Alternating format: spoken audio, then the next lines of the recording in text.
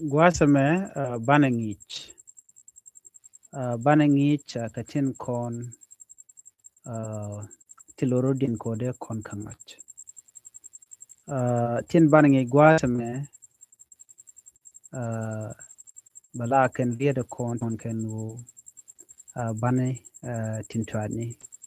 to kon ke very important jenen kon ke guasamene. Tini cholga ban tintwani titi ka bana tindit la bana tognat. Chan roi tini lungo no dere gua ano de naat no de kan tok de kan ngach. Eno batuk baja ngach gore ne ideal. Gore jeno de ne ideal de ka focus ka do dan de tok no de jangai keje. Titine kan a e o hu. Enin chan roi ka kui bana tok na tindit. Titine kan bana tok na tindit titinen kon kati guasame. Banda ti guadame ka bantin twani. Bantin twani pergan ka bantin didu no gori na jala tekadago na shu jodian ke liu gwa teleriak na abena guadame ne. Tukon ka bantin check jodian tin pai ko right tin gwa.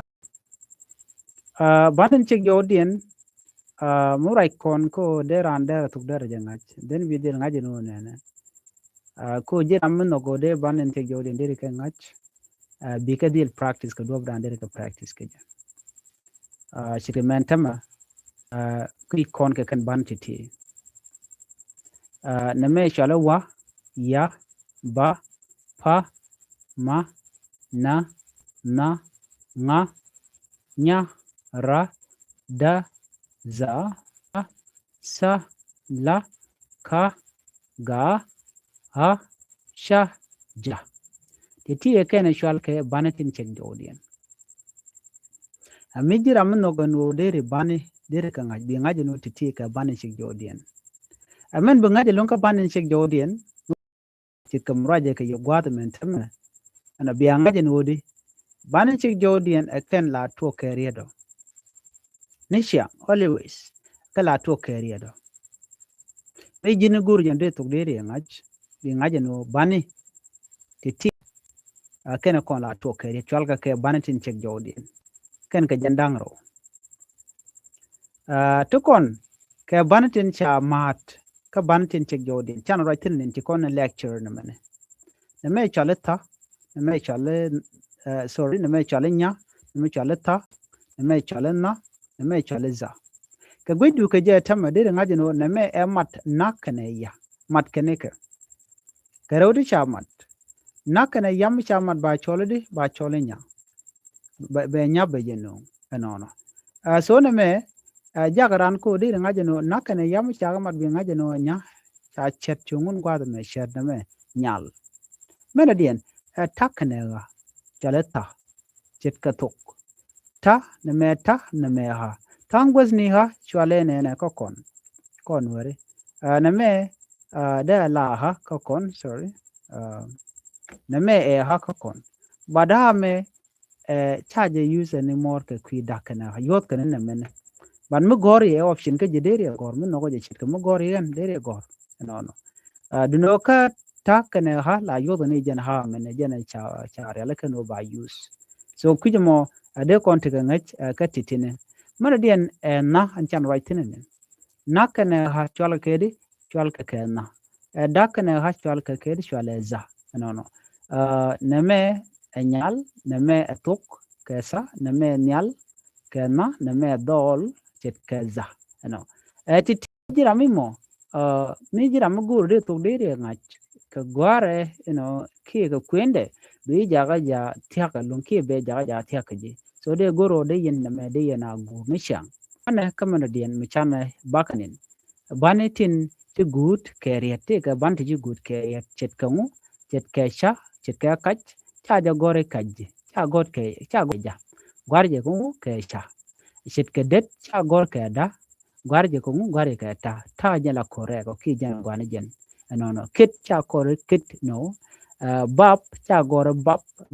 ba me che gut ke ba ka tungnat gak ka jen gwan ga cha gwa ka tungnat cha gor ke je gwad me te kon ke we dan de kon ka lwa ke bi chunga ja ka da ka ba ka ga chicken gut ka ngwane ka tung nuere me kach jan koregan me chi kaj me rong me chirke me tut che deben bab me correct me chi correct chet ke tok ka chi tog so correct janene so chagu jeno en ja ka da ka ba ke ja ka ga ala ja da ba ga chicken de gut ka tuk na na me mi shi kon dia la ngach ngi ke je ka cha lon bono me der let ke de so it does not work here so ku kujemo bi del gorno bi ngach no ko mo gwa me de ro du ja ko bi ngach ke je mi shi kan me ko no ko ko na ngach bana ben ka bana tin kon chol kon bana yuale ti ti ka bana yuale bana yuale kana ti chol tire bana no bana yuale ka kana kam kon karar ka bana dial a e o u e h o u kan de ti chala ke bana yuale ka kan dang bangwan okay kan dang bangwan a ke yu kan dang bangwan chala ke bana yuale ke de ti mite bamte jor ano ba chol no re bane chet ke a anteme a jatin gwad me bayol ka e jatin bayol ka bane me chala ha teleje so bayol ko na me ko teleje ka bayoli ba chol re baka chet ke ha chet ke ha chet ke hi chet ke ho chet ke chet ke ha chet ke ho to te tin gwad men so de ti kan bane ti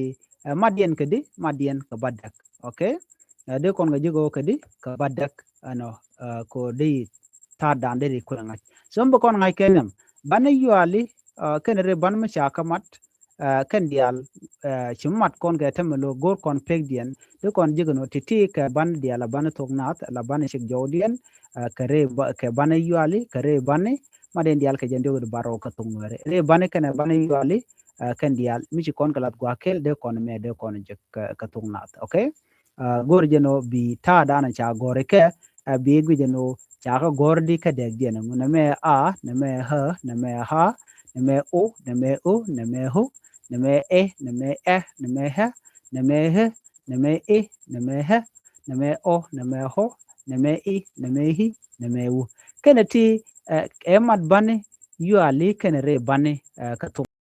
namo der gwano de kon tikengitin ko stogna mugure bi ngaja dala guru okay ba ngaji di ngum gure lunguno bangaj so bi ngaja no ken ban pay kon kanen gwasme bidegdin bi gore bi ngaj bi ban yal bi ngaja no ladina ngu re ban bi ngaja no ladina ngu ka ban shek jodin bi ngaja no ladina ngu mi yom che ngayo to bu shuwe ka dob dande riede de ka je de maniam ninyo ban shek jodin ka la tok ke riedone bala lat ka der ajan ba an chal ka bayol ka kira baka kaman bugut ka ja bala bayol ka kie bala